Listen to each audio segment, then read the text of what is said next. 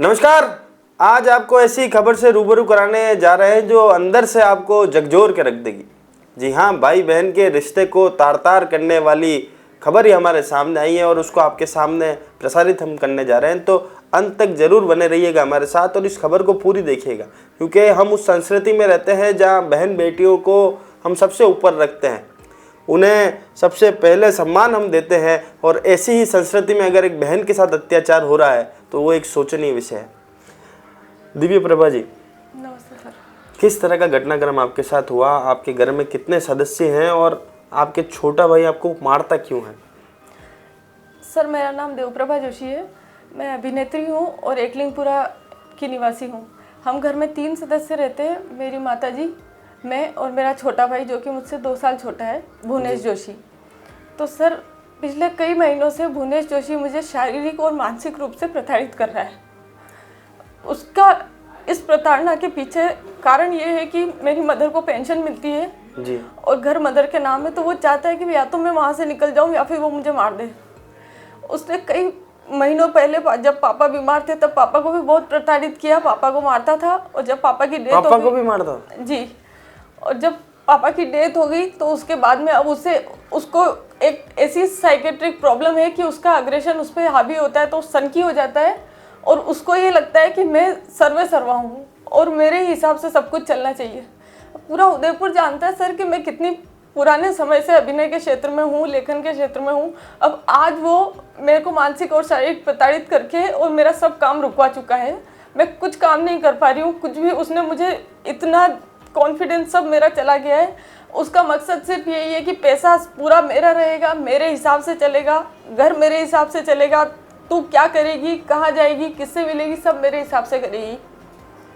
इसके लिए सर उसने माँ को भी बहुत परेशान कर रखा है कि आप अगर इसको खर्चे पानी के पैसे भी देते हो तो मेरे को भी देने पड़ेंगे आपको, मेरे से पूछे बिना कुछ भी नहीं। वो कमाई नहीं करते क्या? सर उसको 10-12 हज़ार की कमाई में भी कहता है कि मेरे लिए तो ये इनफ है, क्योंकि उसको अपनी मम्मी की पेंशन दिखती है।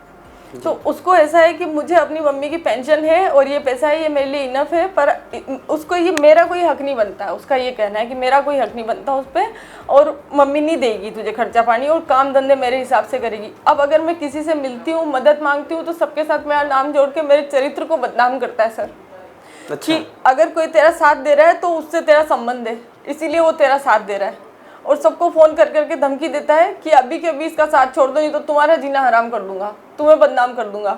अच्छा जी सर। और सर कुछ 4-6 महीने से प्रैक्टिस कर रहा है, बीकॉम LLB किया हुआ है, तो मुझे वकालत की धमकी देता है कि तू कुछ भी केसबाजी कर ले, कोई से भी थाने में चल जा, तू मेरा कुछ बिगाड़ नहीं सकती। अच्छा जी। लेकिन सर जनवरी में मम्मी भी परेशान हो गई, तो फिर मम्मी ने कहा और उसके अगेंस्ट केस किया कि भाई तू तेरे अलग रहे। वो 32 ईयर्स का है, तो मम्मी ने कहा कि तू अलग रहे, तू अपनी आजीविका खुद चला। तो उसने कहा कि नहीं निकाल सकते तुम मुझे। शादीशुदा है क्या? नहीं सर। अच्छा। उसका शादीशुदा नहीं है। वो चाहता है पहले सब ये आउट हुए यहाँ से और मैं सारा कब्जा करूँ, उसके बाद में वो कुछ करेगा। तो उसके बाद में उसने क्या किया सर, मम्मी और मैंने जाके कंप्लेन करी मम्मी के बिहाफ पे, SP सर के सामने पेश होके हम सवीना थाना में गए, वहाँ सब किया। उसने सर 3 दिन में पता नहीं क्या गेम बिठाया कि सारी कंप्लेन वापस हो गई और उसने मम्मी को टॉर्चर किया। उसने एक रिवर्स कंप्लेन मेरे अगेंस्ट कर दी। अच्छा। जी सर। मैंने अपनी मम्मी का साथ दिया, इसलिए दिया कि हम दोनों महिलाएं हैं सर घर में, तो मैंने अपनी मम्मी का साथ दिया। न्याय के लिए पढ़ी लिखी हूँ, तो मुझे लगा मुझे अन्याय के खिलाफ बोलना चाहिए, तो मैंने साथ दिया। अब उसके दिमाग में सनक चढ़ गई कि मम्मी को साथ देने वाली ये है, तो इसको मेरे रास्ते का कांटा हटाना पड़ेगा। अब उसके दिमाग में खून सवार है कि मुझे मारे। वो जनवरी से लेके ये आज तक सर मुझे बहुत प्रताड़ित कर रहा है। आपको मारते हैं क्या? कल रात को सर मुझे बहुत बुरी तरह से मारा है। मैं आप लोगों को बता नहीं सकती कि मैं उस चीज़ को अभी भी याद करके डर रही हूँ अपने घर जाने में। आप रोइए मत सर, मैं अभी भी डर रही हूँ अपने घर जाने में कि अगर मैं गई तो वो मुझे मार देगा। कल उसके सिर पे सर खून सवार था मुझे मारने का।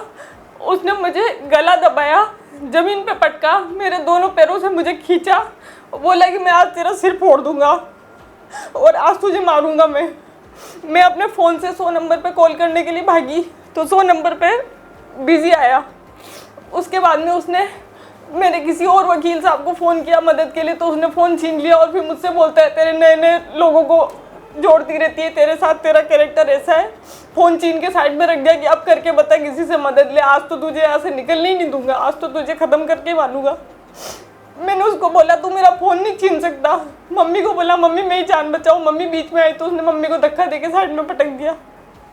मैं बाहर की तरफ भागी मदद के लिए, तो उसने गेट रोक लिया मेरा।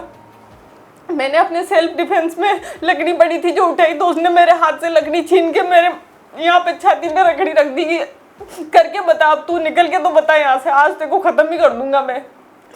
उसके बाद सर आप विश्वास नहीं करोगे, मेरे पास ऐसा लग रहा था मुझे कि आज मैं मर जाऊंगी। मैं चिल्लाई, बस मेरे पास और कोई रास्ता नहीं बचा, मैं चिल्लाई बचाओ मुझे बचाओ। सब पड़ोसियों के जितनी तेज चिल्ला सकती थी पड़ोसियों तक आवाज़ पहुंचाई, तब जाके उसने हटा। और फिर मैं दौड़ के गई अपने पड़ोसी के यहाँ पे कि मुझे बचा लो, वो मुझे आज मार देगा। अच्छा आप एक बार आपने कहीं पुलिस कंप्लेन करी कि नहीं करी? जी सर, आज मैं कंप्लेन करके आई हूँ सवीना थाने में, एसपी सर के सामने पेश होकर मैं कंप्लेन करके आई हूँ। और उसके लिए मेरा मेडिकल हुआ है, कल मेरा एक्सरे होगा। मेरा पूरा शरीर यहाँ से दर्द कर रहा है, मैं गर्दन भी नहीं हिला सकती। ये हाथ मेरा यहाँ से मूवमेंट नहीं कर रहा है, उसने जगह जगह खरोंचे करी है मेरे। और मुझे अभी भी डर है कि क्या पता मेरी कंप्लेन पर कोई कुछ होगा या नहीं होगा, वो फिर से कुछ करेगा या नहीं। और वो सुबह से मार्केट में घूम रहा है, मेरे को खोजी की तरह तलाश रहा है कि कहाँ पे है ये, इसको छोड़ूंगा नहीं। अच्छा जी अब आप घर कैसे जाओगे? सर मुझे वही डर है, इसीलिए मैं यहाँ उदयपुर न्यूज़ में आई हूँ कि आप सबको पता चले कि अगर मैं मरती हूँ तो मेरे मरने का कारण नहीं मेरे आपके दुश्मन, आप टेंशन मत रखो सर। रो मत, सबसे पहले तो आप। मैं अपनी सारी हिम्मत खो चुकी हूँ और मेरे पास कोई सपोर्ट नहीं है। मुझे उम्मीद है कि आप सब लोग मेरा सपोर्ट करेंगे और उस राक्षस से मुझे बचाएंगे, क्योंकि मैंने कभी ऐसा रूप नहीं देखा किसी भाई का। तमाम दर्शकों से भी अपील है कि इस तरह के जो भुवनेश जैसे जो लोग हैं उन्हें हमें ढूंढना पड़ेगा, उनसे हमारी बहन बेटियों को सुरक्षित हमें रखना पड़ेगा। ये बहन आज गुहार कर रही है इसकी जान बचाने की, तो तमाम प्रशासनिक अधिकारियों से भी कहना चाहूँगा कि अगर इनका कुछ होता है तो ये लांछन आप पर भी लगता है, क्योंकि आपको इत्तला दी गई है। आप भी जाके इन्हें सुरक्षा मुहैया करावें, इन्हें बचाने का प्रयास करें। आप सभी लोग आगे आएँ, इस बहन को आज आपकी ज़रूरत है। तो एक परिवार के रूप में हम लोग हैं, तो इनकी मदद आज हमें करनी है। तमाम अधिकारियों से भी निवेदन है कि इस ओर अपना ध्यान आकर्षित करें। जय हिंद, जय भारत, जय मेवाड़।